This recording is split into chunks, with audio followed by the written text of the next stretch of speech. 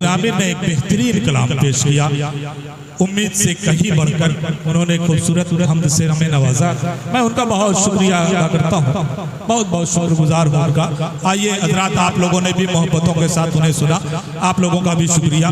मगर एक गुजारिश करूँगा कि आप लोग जब शायर पढ़ रहा है और उसका कोई भी शेर, कोई भी मिसरा अगर अच्छा लग रहा है तो बराए करम उसे दादो तहसीन से नवाजें, क्योंकि शायर जब तक दाद नहीं पाता वो पढ़ नहीं पाता, उसका जी नहीं लगता।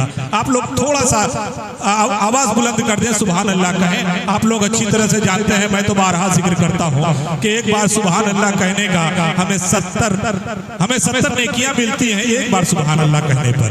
आप लोग सुभान अल्लाह कहेंगे, शायरों का हौसला भी बढ़ेगा और उसी के साथ साथ इस प्रोग्राम को कामयाबी मिलेगी, आपको सवाब भी मिलेगा, आपके नाम अमाल में सवाब का इजाफा होता रहेगा। तो इससे बढ़कर और क्या हो सकता है? एक तीर और कई शिकार करते रहिए। आइए हजरात, मैं इस प्रोग्राम को आगे बढ़ाऊंगा, वक्त बहुत कम है, मैं जल्दी इस प्रोग्राम को खत्म करूंगा। 4 मिसरे पढ़ता हूं और एक शायर को आपके सामने पेश करता हूं कि अंधेरी रात है शम्सुज़्ज़ोहा की बात करो, अंधेरी रात है शम्सुज़्ज़ोहा की बात करो, सितारों आओ रुखे मुस्तफा की बात करो। ये बज़्मे नूर है, बज़्मे हुजूर है यारो, ये बज़्मे नूर है, बज़्मे हुजूर है यारो।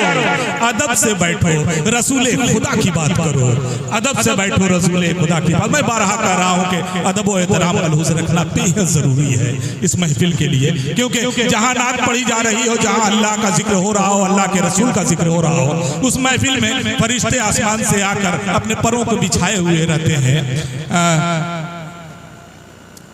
4 मिसरे और हैं, ज़हन में नहीं आ रहे, जल्दबाजी है इसलिए मैं अगले बार में सुनाता हूँ। आइए मैं सबसे पहले आज़ाद साहिल को आवाज़ देता हूँ। एक बहुत ही खूबसूरत तरन्नुम के मालिक हैं, बड़ी अच्छी आवाज़ है, कलाम भी प्यारा हुआ करता है। मैं उनसे गुजारिश कर रहा हूँ कि आए और नातिया कलाम का जो सिलसिला है वो यहाँ से शुरू हो जाए। उन्होंने एक खूबसूरत नात कही है, उसी के लिए मैं उन्हें गुजारिश कर रहा हूँ कि आए माइक पे और उसी नात से इस प्रोग्राम को शुरू करें, नातिया प्रोग्राम को शुरू करें।